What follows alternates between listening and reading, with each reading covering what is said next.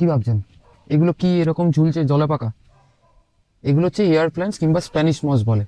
এগুলো এরকম ভাবেই থাকে, হাওয়ার মধ্যে থাকে। এগুলোতে তেমন পটিং মিক্স দরকার লাগে না, ঝুলিয়ে রাখা হয় আর তেমনি ভাবেই গ্রো করে। এই গাছগুলোর তেমন স্পেশাল কেয়ার কিছু নেই। আমি কি করি, এরকম ভাবে জলের মধ্যে পুরো চুবিয়ে দিই, একদম ভালোভাবে জলের মধ্যে চুবিয়ে দিই।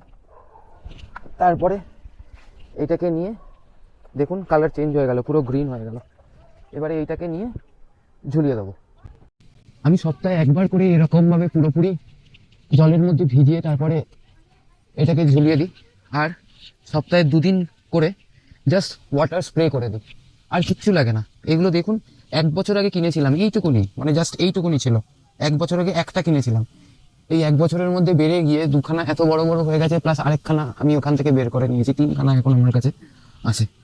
আর এটা সব থেকে ভালো যদি হয় তো মাসে একবার করে যে কোনো ব্যালেন্সড এনপিকে 19-19-19 কিংবা 20-20-20 যেটা আপনার কাছে থাকবে, 1 গ্রাম/লিটার করে স্প্রে করে দেবেন এই গাছে, খুব ভালো থাকবে।